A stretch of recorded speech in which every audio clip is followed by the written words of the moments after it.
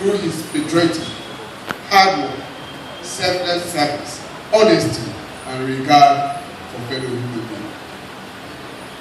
MARGAI got his primary and secondary education at EUB School in Bonn and Albert Academy, respectively. Then went on to Florida College, where he read among other subjects history. Later proceeded to the UK, enrolled at Durham College of Medicine, and later at Liverpool School of Tropical Medicine, graduating in 1926 with an MA in medicine. He returned to Sierra Leone a year later. He was the first protectorate man to enter Florida College and the first British-trained medical doctor from the protectorate. Dr. MARGAI enjoyed an exceptional career in the colonial medical service in Sierra Leone. He served in 11 of the 12 provincial districts and retired in 1950. During his long medical career, he trained many female healthcare workers in hygiene, literacy, and child care, as well as midwives through the Female Sunday Society, in an attempt to radically reduce infant and maternal mortality in the country. He produced an instruction manual on midwifery in Mende, Mafuru Bembu College. Dr. MARGAI was made a member of the British Empire in 1947 in recognition of his midwifery services. MARGAI, the politician. While working in the protectorate, Dr. MARGAI had established very good relations with many chiefs and other prominent people there. He even became an unofficial advisor to many chiefs. After retiring in 1950, he became a very active politician. During this period, the process of political decolonization was well underway in the country. Dr. MARGAI had been an active member of the Protectorate Educational Progressive Union People, which later merged with the Semi-Political Association, Sierra Leone Organization Society, SOS, and a political group in Freetown, People's Party, to form the Sierra Leone People's Party on the 27th of April 1951. Prior to that, he had founded the first protectorate newspaper, the Sierra Leone Observer. Because of the critical role Dr. MARGAI had played in the formation of the SNPP, he was elected that party's leader and president. After the 1951 elections in which the SNPP emerged victorious, Dr. MARGAI was appointed leader of government business. In 1953, he was appointed Minister of Health, Agriculture and Forests, and the following year, he became Chief Minister. In 1958, he was designated Prime Minister.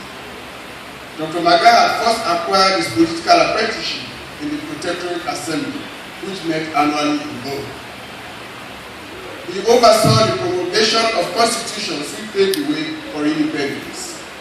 Official public recognition of Dr. MARGAI's contribution to Sierra Leone's political evolution came in 1959 when he received the honor of knighthood.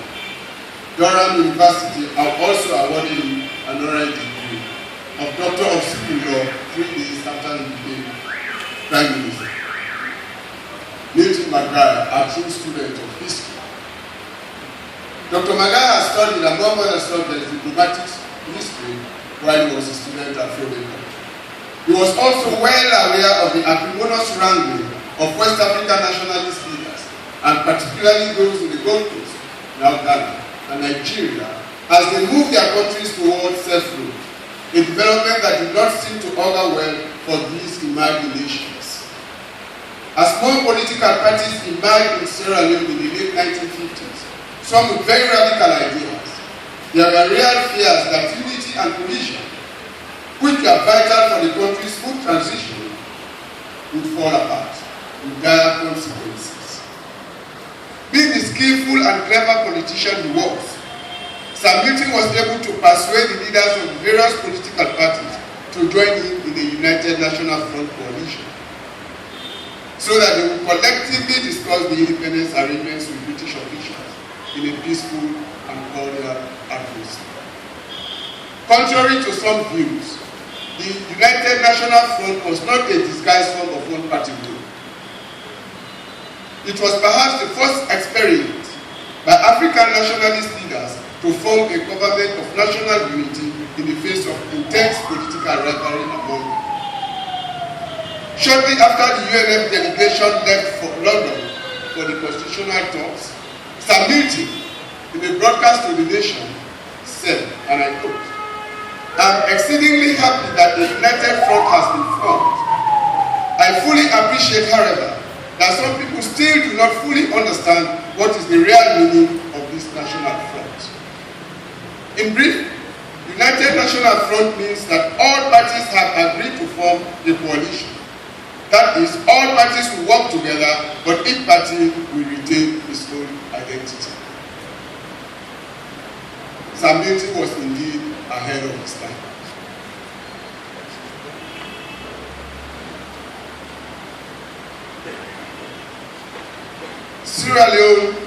The Sierra Leone delegation, led by Sir Milton, met with British officials in London at Lancaster House to discuss Sierra Leone's independence arrangements in April 1960. At the end of the talks, the parties agreed that Sierra Leone will become an independent country in the British Commonwealth on 27th April 1961. A new Sierra Leone under Sir Milton. Sir Milton's astute leadership made it possible for Sierra Leone to achieve independence in a relatively peaceful manner. The country could not have produced a better leader at the time. On the eve of independence, the Duke of Kent, representing the Queen, formally handed over the constitutional instruments, making Sierra Leone a sovereign state to Prime Minister MARGAI at a very impressive ceremony in the House of Parliament. On 27th April 1961, a new country was born. Sierra Leoneans from all occupations greeted this historic event with joy and gratitude. This was reflected, for instance, in the songs composed to mark Sierra Leone's attainment of political independence. In the Thanksgiving service as a Judge's Cathedral in Freetown, Prime Minister MARGAI insisted that the hymn, "Live, Kindly Loud," be sung, which was the most fitting hymn for the occasion.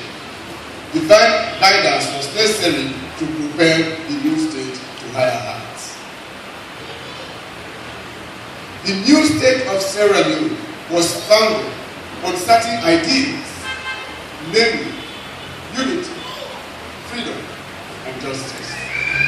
It was also hoped that the country would be governed according to democratic principles and practices, with premium put on the core pillars of democracy, including the holding of regular, free, fair, and transparent elections, political pluralism and tolerance, the rule of law and observance of human rights and freedoms of the individual, freedom of expression, accountability and transparency in public service, and a vibrant civil society. The Milton MARGAI legacy. Sir Milton's vision was to make Sierra Leone a model state in West Africa. Sadly, death's cruel hands prevented him from fulfilling his dream. Yet, Sir Milton's 3-year rule as Prime Minister of independent Sierra Leone is important for a number of reasons. One, he was an honest politician, a man of high principles, who made no lavish display of wealth and noted corruption, as the following episode shows. An incident once occurred at a meeting of one of his pre-independence cabinet sessions. After prayers, Sir Milton informed members that one of the papers to be considered was tainted. A minister on it had received $250 as an inducement to help see the paper through. Sir Milton stressed that the cabinet paper would not be discussed until and unless the $250 had been returned. There were goings out and comings in and whisperings to the cabinet secretary by members. Eventually, Sir Milton disclosed that he was satisfied that the $250 had been returned and cabinet continued its session to the end of the agenda. 2. He His administration laid the groundwork for the socio-economic development of the country through a 10-year development plan, 1962 to 63, 71 to 72. 3. Submitting detested mass participation in politics, for he felt that this would lead to dictatorship. Mass participation, he argued, and rightly so, should be preceded by citizenship education and a marked improvement in the living standards of the ordinary person. Subsequent events in Sierra Leone proved him right. 4. He allowed critical governance institutions to operate freely and independently without government interference. For example, the Electoral Commission conducted free, fair, and credible elections in May 1962, which saw the opposition All People's Congress Party win a significant number of seats. 5. Sir Milton was the embodiment of political tolerance in the country.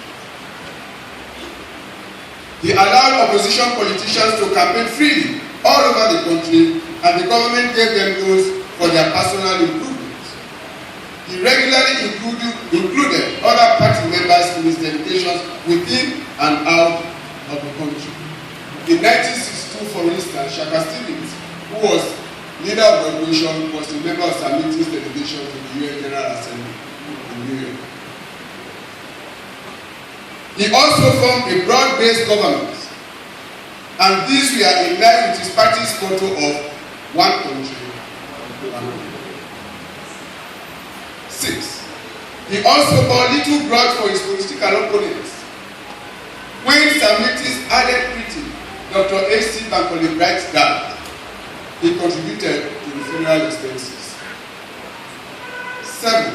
He was a consensus builder, which helped to allay the fears of his more irreconcilable rivals, and, if forced occasionally to resort to unconventional methods, Sir Milton soon made amends and made his peace with propriety. 8. He was a very peaceful leader who detested lawlessness and violence. 9. He was the founding father or founding member of the Organization of African Unity in 1963. 10. Sir Milton was keenly interested in the welfare of Sierra Leoneans, including the less privileged. For instance, in 1961, he appealed for funds to construct a school for the blind, and the following year, he laid the foundation stone for that school along with his road in Freetown. Other institutions he helped to found are named after him. Conclusion.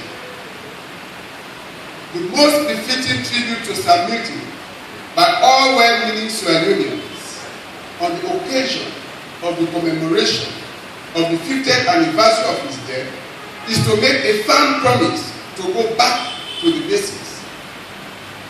That is, to uphold those democratic and governance principles and practices he and other Sierra Leonean nationalist leaders stood for at the time of independence in 1961. Let us again read his independence message delivered 53 years ago, and I produced it in this tribute, which we share after all. The message is still relevant. If, for instance, succeeding leaders had continued to uphold our fundamental principles of unity, freedom, and justice, the country would probably have been spared the debilitating political, economic, and social problems of the 1960s to 1990s. Sir Milton, you always remember, for in your lifetime, you taught Sierra Leoneans the true values of diligence, patriotism, honesty, peaceful coexistence, political tolerance, good governance, and respect for authority. Today, Sierra Leoneans look back to your time in office as a period of prosperity and social harmony.